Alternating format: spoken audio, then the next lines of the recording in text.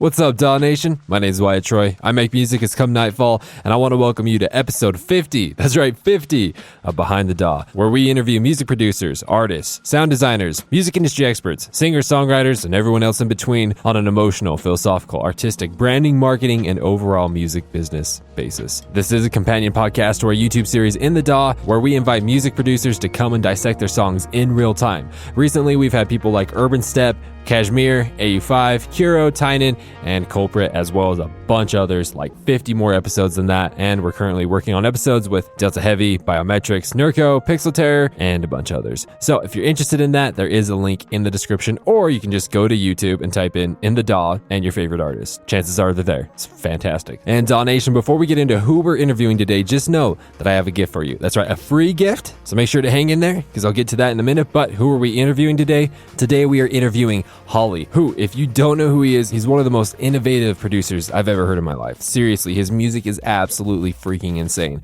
He's a producer from Portugal. The dude is only a few years into producing. He's already toured the US, Australia, Europe, Asia, and South Africa. Like, what? That's insane. And not to mention that he has releases on Bygore, Fool's Gold, Dim Mak, and Monster Cat. And I mean, if we're taking this even further, he has already received co-signs from the Chainsmokers, Jaws, Bass Nectar, Steve Aoki, David Guetta, and Martin Garrix. And to make sure we're going to put that icing firmly on the cake, he won the very first A-Track Goldie Awards beat battle. He's the first one. That's absolute insanity. But so DAW Nation, what are you going to learn today? Today you're going to learn about how having faith in a higher power, call it the universe, call it God, call it whatever you want, has influenced Holly in his music career. We're also going to talk about how the price of your new life is your old life. And we're going to talk about how Holly doesn't hate anything and how that's possible. That was probably one of the most intriguing concepts I've ever went over, how someone could not hate anything. It's absolutely incredible, so stay tuned for that. And as I promised, there is a gift for you. So Holly was kind enough to send over stems to an unreleased song. That's right. You get to have those stems to the unreleased song. There's a link in the description. Also, you can go to inthedaw.net/Holly. That is inthedaw.net/Holly, not behindthedaw.net. inthedaw.net/Holly. Again, also, you can just go down into the description and the link's there for you. So, DAW Nation, before we get into all of this, of course, you know where I'm going with this, let's hear a word from our sponsor. DAW Nation, in the last couple episodes of In the DAW and Behind the DAW, I have talked so much about the AU5 Ableton Sound Design course. I've mentioned about all the perks that you get by purchasing it, and I've talked about all the success that students have had just implementing it. I've talked about how we've had almost 1,000 people sign up in a month, but what I want to tell you, DAW Nation, is actually we are adding onto it. We're adding more and more and more videos onto it. Right now, we're currently working on about 50 to 100 new videos that we're going to be adding to the AU5 Ableton Sound Design course. The beautiful part is that if you've already bought it, you will pay no extra price. You can basically think of it as an update, but the problem is if you haven't bought the course yet, you are going to have to pay, unless you hop on the deal right now. On April 26th, we are increasing the price from $150 to $250. But if you hop on this chance right now to go buy the AU5 Ableton Sound Design course, not only will you have the chance to pay the lower price, but when the new videos come out, you'll get all of them for free. But if you buy after April 26th, then you're going to have to pay the full price. So DAW Nation, there are links down in the description for the AU5 Ableton Sound Design course. I would highly encourage you to click on that. I'd highly encourage you to check on that. And at the very least, go ahead and take our free mini AU5 Ableton Sound Design course. We've been updating the videos. We've been adding even more videos. So there's even more content in there, more instrument racks, more effects racks, more project files. But again, this is only until April 26th. So DAW Nation, I highly encourage you to check on it. There are links in the description for both the full course and the mini course, or you can go to courses.inthedaw.net to get more information. Again, that is courses.inthedaw.net. But DAW Nation, let's get into this week's interview.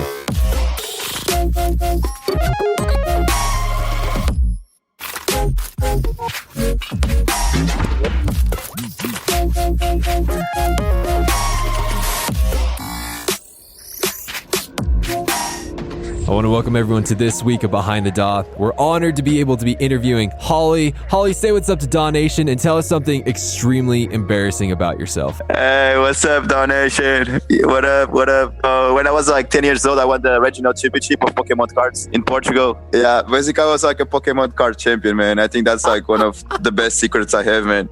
Dude, Yeah. are you still a huge Pokemon nerd? No, I used to. Like, I don't care that much anymore. But Okay. like when I was from my 9 years old until I was like 12, 13, I was like a super nerd. I used to play all the video games and just like collect a bunch of cards. And yeah, I went to the national championship in Portugal. So like I won the regional, and then I went to the national one just like to see if I could go to the world championships. And it's like not so it's not like embarrassing because like I'm kind of proud of that as well, but like I think I never like told this to anyone else, like just like to a couple friends. If you're into Pokemon, you'll love this. I actually named my son Ash. That's super embarrassing, man. Yeah, I'm not gonna deny or confirm that it is because of Pokemon. I'm not going to. Outside of music, what is your favorite thing to talk about with people? Just about like life in general. I used to go like to church a lot when I was younger, but then I kind of like stopped. A couple years ago when I started making music, I kind of like started seeing music. I don't know, just like a spiritual thing as well, so sometimes I just like to talk about that stuff. I don't get like much opportunity to talk about that. I just like really talk with close friends, about like law of attraction and how sometimes like you need like to work a lot like to reach out what you want to do in your life, but it's very deep. Yeah, dude, I would love to talk about spirituality with you. So you're saying that you used to go to church when you were younger. What church did you go to?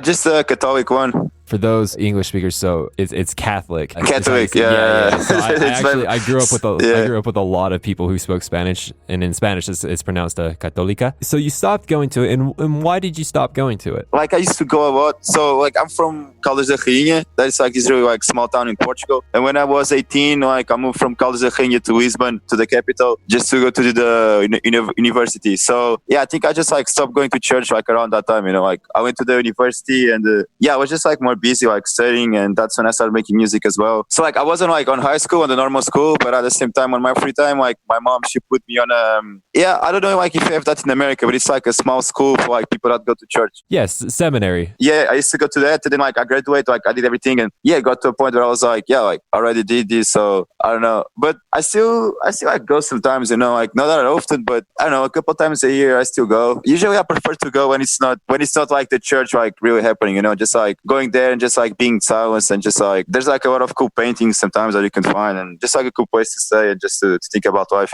With you not going to church anymore, is it more so you just kind of got busy? It wasn't necessarily like a loss of faith or anything, right? No.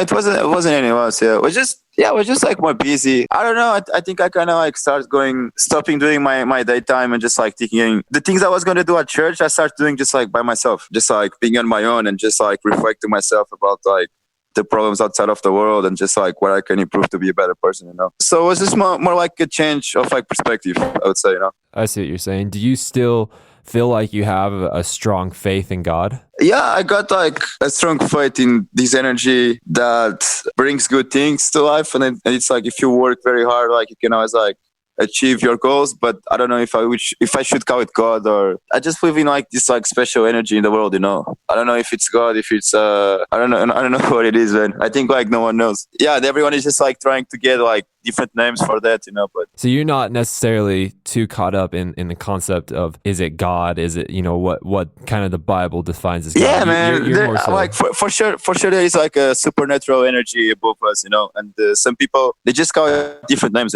You acknowledge that there is a higher power, it's just you don't really know what that higher power is. Is that what you're saying? For sure, yeah. How has the concept of a higher power, the belief of a higher power, how has that influenced your music and your career? Do you know like those days where you just make a bunch of music and you feel like, oh, like nothing is happening, I'm here just like making a bunch of stuff, but like there's like really nothing happening. Like where all this gonna go, Sometimes like just believing in that power, I'm like, yo, I know that like whatever I do, like whatever much I work, I'm always gonna get this back, like in like shows or like opportunities or awards or like other opportunities like to produce other people, So I think it's more like believing in like everything I give in my work, like I was gonna get back, So I think that's like the main way of the main point. So what you're saying is kind of like one of the core concepts of religion and spirituality is that what you put out into the world eventually comes back to you, and so that's how you feel about with music. What goes around comes around, for sure. And that's how you feel about with music. Then when you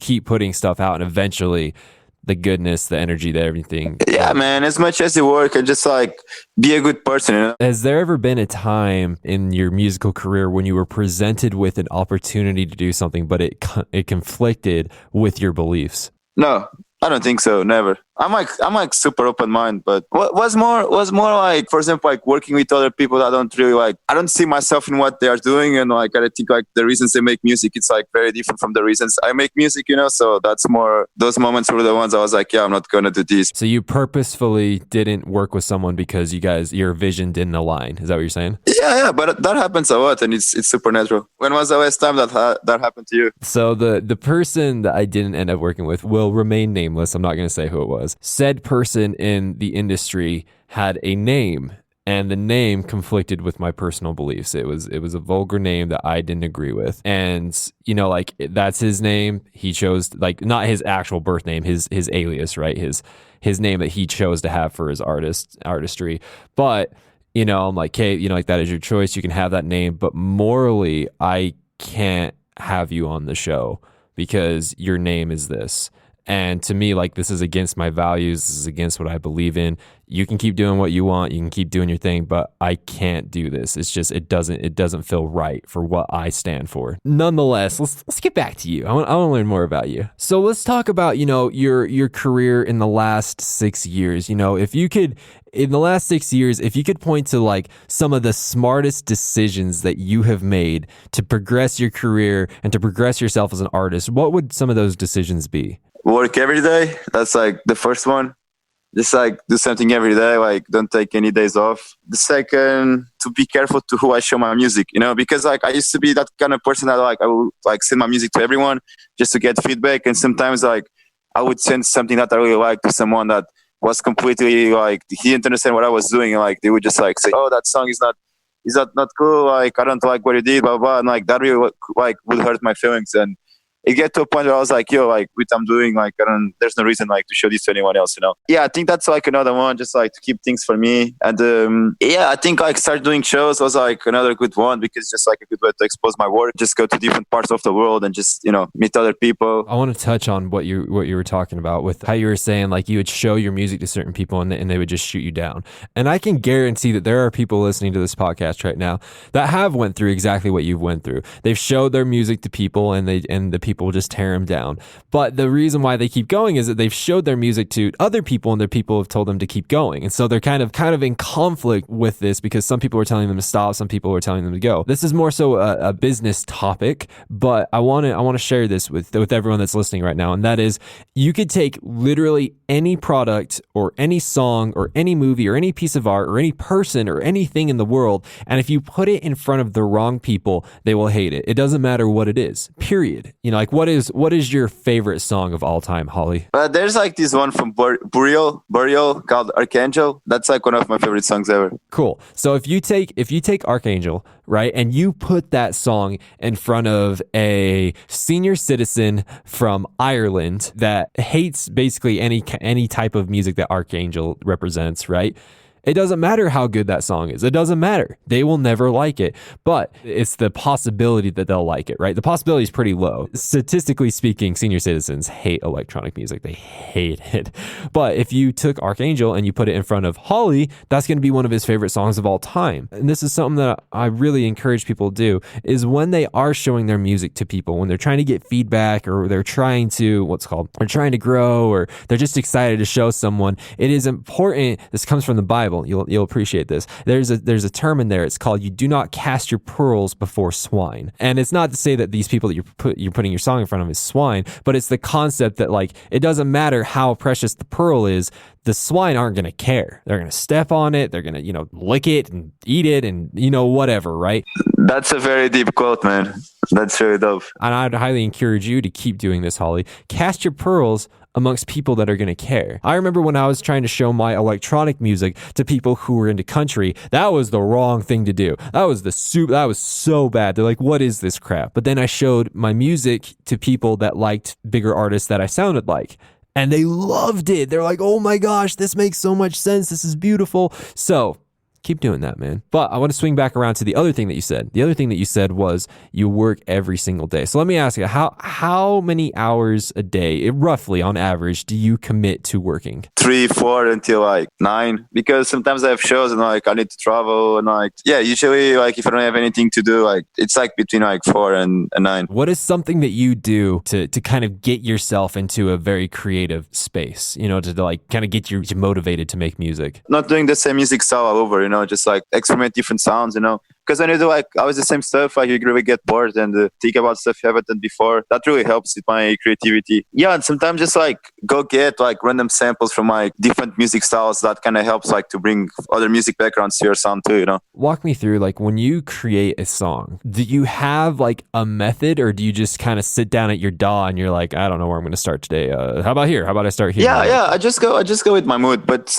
usually I always like try to come up with some melody or like just get a cool sample or something like that. And yeah, just build everything around that. Really depends on like what I wanted to do and like what type of stuff I'm going for. For example, I make a lot of like rap beats and just like hip hop stuff. So sometimes like for that stuff, like it always comes with the first is a sample, like the melody, and then like build the whole song around that. If I'm doing like something more like trap, like experimental based music, whatever, like I always like start with the drop or just with the lead. Yeah, so that's kind of like usually how I work. What are some of your favorite resources to learn about music production? Like, where do you go to when you want to learn about new music production related things? YouTube tutorials, or just going to watch other interviews and just like trying to understand how's the writing process of other artists. That's mainly the main ones. What are some of your favorite YouTube tutorial like channels that you check out? Man, I don't know. I'm really bad with that. Like I just see the videos and like I always forget the name of the channel. That's okay. Like, you ever heard of a YouTube series called In the DAW? Of course I heard, man. They are cool. They do good stuff. They interview cool people as well. So like I was watching like the Quicks one like a couple days ago. They say my name and all that stuff. Like sometimes just cool when you really like a song from like one of your really like favorite producers and you're just like, oh, like I wonder how that guy like made that sound, where that does come from, So I think you guys like are killing it, man, and like you're doing a great job. And yeah, man, like. Like before you guys like reach out to me, man, like I had like already a huge respect for your work. So I asked you what was one of the greatest decisions you made in your career. I'm going to ask you the inverse of that question. What is one of the worst decisions that you've made for your career? I never made a bad decision. You've never made a bad decision. You've never made a mistake. I don't think so. Oh, okay. What about for your life? For my life, I never made a bad decision for my life as well. You don't have any regrets at all? No, not really. That is amazing, dude. I used to go to church, so I kind of like learned how to live this way, That's cool, dude. So I'm interested in this because I grew up going to church and I still don't have that mindset. So maybe there's something I need to change to get that. But so like, for example, let's say I'm sure this has happened in your life where you have made a decision. And that decision has not only hurt you, maybe physically, maybe mentally, but it has also hurt people around you. So like in those instances, do you consider that a mistake? Or how do you view that situation? You need to give some time to that situation too, because sometimes like a bad decision, you think that you're doing like a bad decision during that time, but like after a couple of years, like that was like a really good decision, that was like a really good thing, because like that bad decision put you in a different place, put you in a different like mindset, that made you like do something great. For example, like I had like this kind of like pseudo relationship with this girl like a couple years ago. And I was just like thinking like, oh, like what I want to be in 10 years? Like, do I want to like be already married and have kids and like all that stuff? Or do I want to like be very successful with my music and with my work and just like travel the world and like do what I love, So yeah, during that time I was like, you know what? Yeah, if I really want to like be in that place, like I can't like proceed with this relationship. So you see, sometimes, yeah, just have to put things in perspective, man. So I'm assuming you didn't pursue that relationship, right? Because you're not married. Oh, no, for sure, no, man. So I'm going to rephrase that question that I asked before. So what are some good decisions that you've made, but they could have been better? How about that? Is that a better way to phrase that? Bro, I don't know.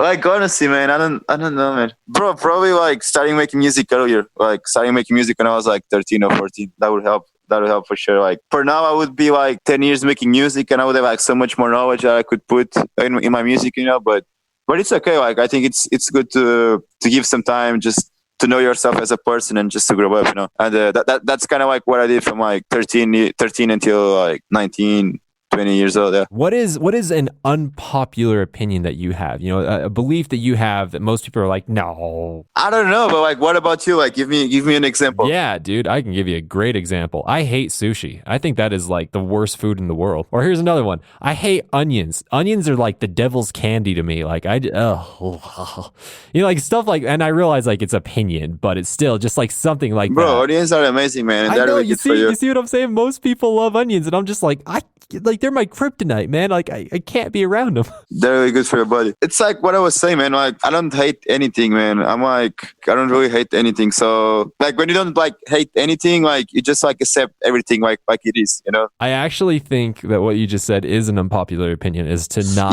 hate yeah, anything. probably said, man. Yeah. Yeah, man, you don't hate anything. Like I'm really intrigued with this mindset that you have, because very rarely do you come upon someone that has this type of mindset. So like you say you don't hate anything, but like what about like people like rapists or pedophiles or terrorists? Do you hate them? Of course, like, yeah. It's like I'm not good with them. Like I think it sucks, but I think like people that act like that, it's because like first they have like a big problem with themselves, you know. They should be like they should go to a therapist or like someone like to put them in a more healthy mindset. It's not like, oh, like I hate. It's just like, yeah, I don't know. Probably there's like a way we can like take care of them and just like put them like being, you know, better persons, you know, better people. And correct me if I'm wrong, but I think what you're saying is that you know, you're of the mindset that you can look at something like that, you know, like a pedophile or a rapist or a terrorist or a murderer or something like that, and you can acknowledge that something is wrong, but at the same time, you don't have like this seething hatred towards them. Is that what you're saying? Yeah, it's a little bit, man. For like 3 years in a university, I was like studying sociology. So one of the things that we used to study was just like see someone else's problems, you know, and just like try and like do research and understand like where that problem comes from, you know. And sometimes like those people, like they just have like a trouble like childhood or something like that, and like they just like manifest when they become older, like they manifest like all that pain they had in like other people's, you know. So sometimes like we study that like for those problems, like you need to study the problem, you know. It's not about like hating, you know. It's like, oh man, like of course it's like horrible what like those people do, you know. But yeah, man, sometimes like those people just like come from like horrible places as well, you know. And like what they grew up was always like believing in like the wrong thing, you know. It's more about like you can like help those people and not be like, oh, like I hate you, whatever. Like, but yeah, but like once they do what they do, it's kind of like hard to do that, you know. When it comes to like an extreme situation like that, you are more so concerned with helping that person or getting that person the help they need or understanding that person rather than revenge. You're not really concerned about revenge or justice or anything like that. You're more so like, I just want this person to be well. This is like going to a very extreme way, but like imagine like someone like kills someone that's really like, you're not going to be like, oh yeah, I understand why he did that. Of course you're going to be like, did you do that? You know, like you're going to like feel kind of like a feeling of revenge. But yeah, man, bro, I don't know. I don't know what to say about this topic, man. It's very dark. It is dark. Yeah, and I'm sorry I pushed you this far. I'm just no. It's not good to talk about this stuff too, you know. Life is not just like butterflies all the time, you know. Yeah, so. Dude, and this is something like this concept that we're talking about has been something that I've been grappling with for a long time. Is because especially on the concept of me and my wife, we watched this documentary the other day. And it was about a pedophile and you know, a child rapist. And you know, I'm a father. I have 2 kids, and so to think that someone would do that to my kids, I mean, like at that point, like when I was watching this movie, I don't think I would have been in the mindset that you're talking about. I don't think I'd be in the mindset of I just want this person to get the help that they do. You know, like at that of course. At that time, I was like, I want revenge. Like I want this person to suffer for what they've done. But I realize that that's not good. That's not good because like at the core of it, that's not good the way you're feeling about that. Yeah, exactly. Because like in that instance, I mean, when you want revenge, when you want someone to suffer for what they've done, to me, you're kind of entering the same realm as the person that hurt you in the first place. You're wanting to inflict pain upon a human, which is what they were doing. And so you see what I'm saying? You kind of see where I'm going with this. And so I kind of like I want to get to the higher mental ground that you're talking about, where it's like you can see something that's going wrong, something that's not right, and acknowledge that and say like, yes, this is not right. I do want to stop it. I want things to change, but you can do it without that like festering, brutal, toxic hatred that like just grows inside of you and takes over your life. You put it into words for me, Holly. It's a tricky topic. What are some things in this life, you know, like besides music, because obviously you love music, but what are some things in this life that you just absolutely love? You think that when you see these things, when you go through these things, these type of things just make life worth living? Bro, for sure, like just like being with my friends, with my family, just having a good time, like that's like a big one. Like I don't skateboard as much as I used to, but like skateboarding was like a big part of my daily happiness as well. Like that's a big one. Interact with cool art, you know, just like watching a good movie or like going to art gallery, like that's like super dope as well. Traveling for sure, man, that's like a big one too, man. Just like going to different places, have good food. That's like another main one. Just like simple stuff, you know. Just yeah, man. So, like the other day, I was with some friends and like actually like we went to a studio. Like they both make music and we went there to make music. When we got to the studio, I was just like, yo, this is such a cool vibe, man. Like we are here just like talking about like fun stuff and. Yeah, it's sort of like, I don't know, man, just like to share like good moments with other people, you know, because it's really good when you do things for yourself and like when you just, you know, leave moments on your own. But when you get to share with other people, it's just like more like magical, you know? Can you give me like an exact like example of something in your life? Like, for example, I'll give you an example. What I'm looking for is like an exact moment in your life that kind of stood out from all the other good moments in your life. So something that you cherish, right? Something that like you could live in that moment forever. So like, for example, one of the moments that I could live in forever would be like my wedding day. Like that was absolutely incredible. Or like one of the moments that I could live in forever was when I held my children for the first time. Another one is like when I came to the knowledge of my belief system and like came to the knowledge of like of God and all that kind of stuff. Like these are things that that aren't just enjoyable, but they're cherished, right? Like I would be destroyed if I lost those memories. So what is something like that for you? The first time I went, so like, yeah, when I went to Australia for the first time, that was like the first time I played outside of Portugal. It was the first time I was like outside of Europe. And it was like the first time I was like traveling for music, you know. That moment was like kind of super special for me. Yeah, that was like 3 years ago. And that was just like a reality check, you know, because I was like working for like 3 years and I know like I didn't know what I wanted to do with my future. If I want to like, you know, to keep studying sociology or like to get another job or like to pursue music. And then like I dropped out university and then a couple months after I did that tour. And that was just like, whoa, like this is dope, man. I was just like traveling, just like taking my first like 6-hour flight. I was like, whoa, like I never been so much time on a plane like this. I felt like my brain was like changing, you know, was like super cool. So yeah, that was like a big moment for me as well. But yeah, I think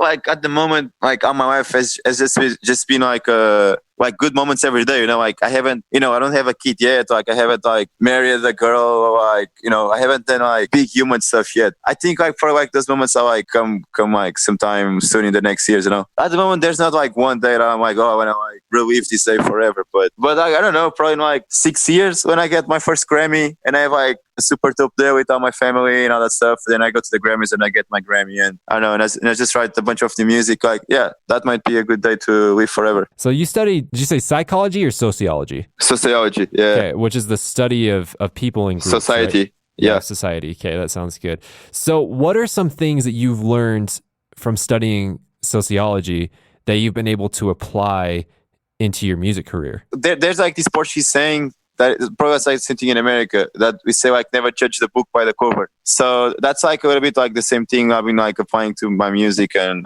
like everything in my life, you know, like never like I always accept like everything like it is, you know, like never judge like anyone just like by what you heard, you know. And that's like a big thing in like music, man, because sometimes like everyone tells just like about like a lot of people, then like you meet the other producers and they are just like sweethearts and they're like the coolest people ever, you know. So I think like but I think that's a really big one. And it's like what we were saying, you know, it's just like when you see a problem, like you just like study like the cause of the problem, you know, instead of like trying to judge and trying like to make it worse, you know. So you know, I agree with what you're saying. I want to expand on that concept of don't judge a book by its cover and applying that to a musical career. And I think that if we were to apply that to like a music producer, I think that'd be like, you know, don't judge that you want to work with this producer just because they have numbers, or don't judge you don't want to work with this producer just because and I think like sometimes like people try to keep like the art of producing very, very pure. So it's like, oh, if you're a producer, you can't use samples. Oh, if you're a producer, you can't use DAW.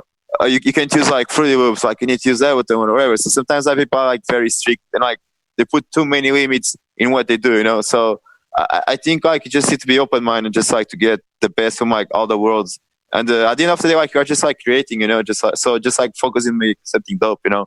It's not like how you do it, it's like what you do, you know. I think at the end of the day, that's like what's the most important. You know, like when I started in the DAW and behind the DAW, there was a lot of artists that I thought I wanted to work with. And there were some artists that I wasn't sure if I wanted to work with. And a lot of the artists that I wanted to work with ended up being people that I didn't really enjoy working with.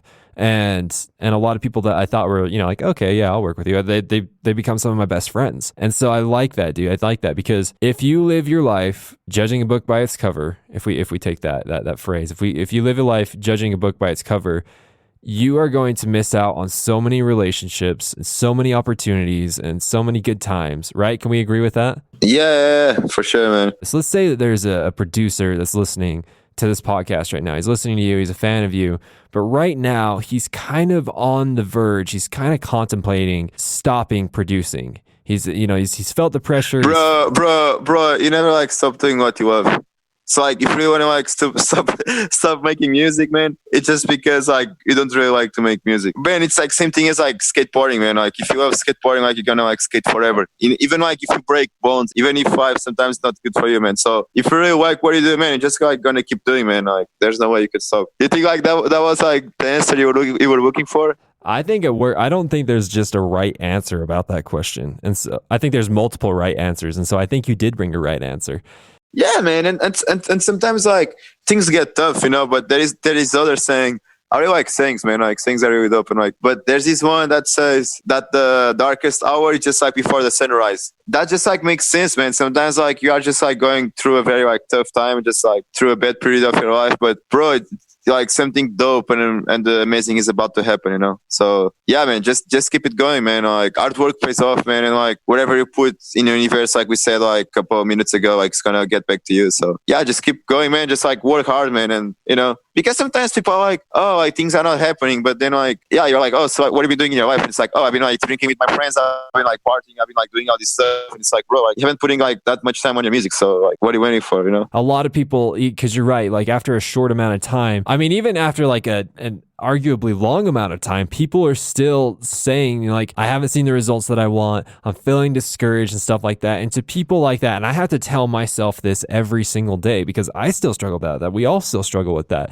But there's a saying, here's another saying for you. I know you like sayings, so I got another saying for you. The price for your new life is your old life. So if you want to have your new life, the price of that is to give up your old life. And so that means sacrifice, that means hard work, that means consistency, that means progression. But that also means happiness, that also means joy, that also means, you know, excitement but you see what I'm saying? Yeah.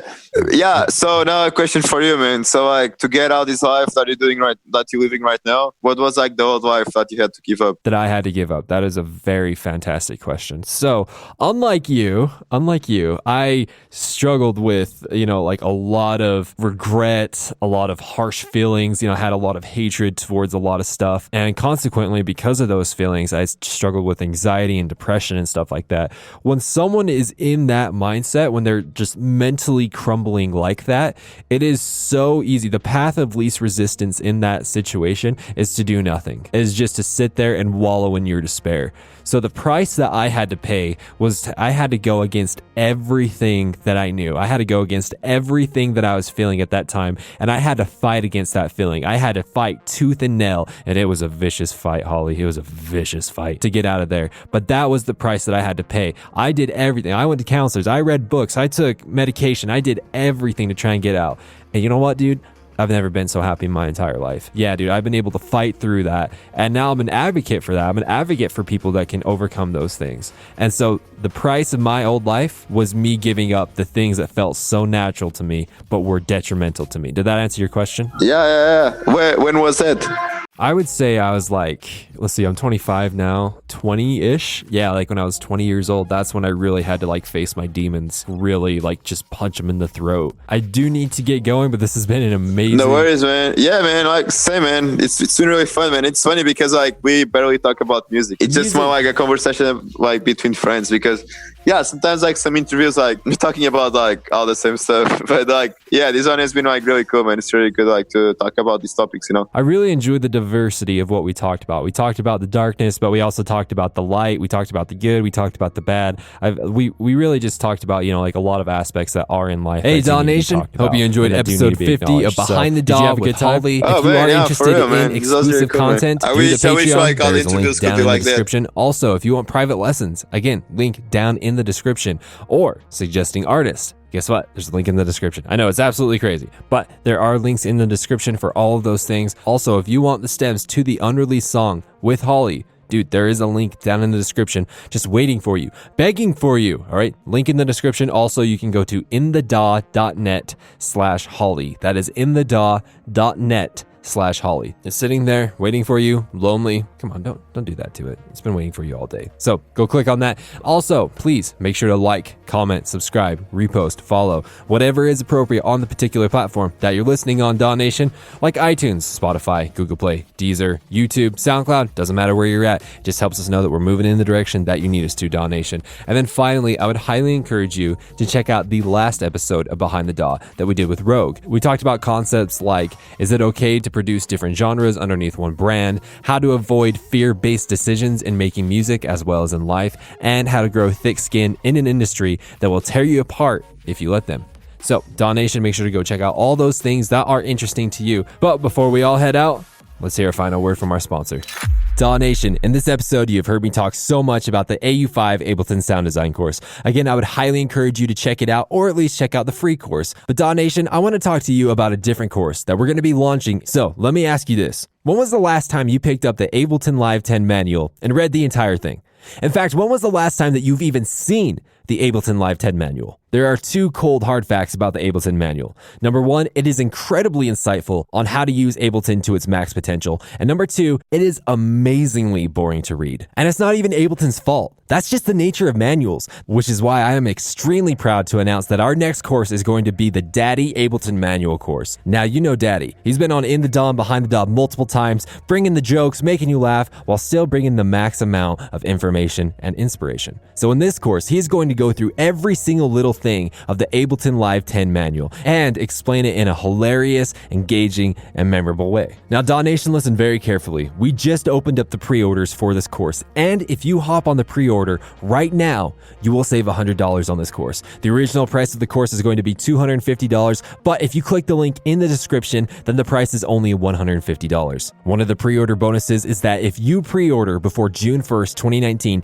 Daddy and I will personally FaceTime you to meet you and to say thank you. And the second bonus for pre-ordering the course is that you will be brought to a page where you can tell us what you want to see as bonuses when the full course releases. That's right, you get to decide what the actual bonuses are for the full course. I mean, just imagine it. You get to learn everything there is to know about Ableton Live 10 while being wildly entertained for only $150. That's $30 less than Serum. That's a tenth of the price of Native Instruments Complete Ultimate. That's a third of the price of Omnisphere. That's a tenth of the price of a Moog synthesizer. That's a fifth of the price of the Ableton Push 2, and you get the picture. Again, there is a link in the description for the pre-order where you will get $100 off the original price, or you can go to inthedaw.net/live10 to sign up. Again, that is inthedaw.net/live10. The DAW Nation, thank you so much for listening to this week's episode of Behind the DAW, and make sure to check back here next week for our next episode.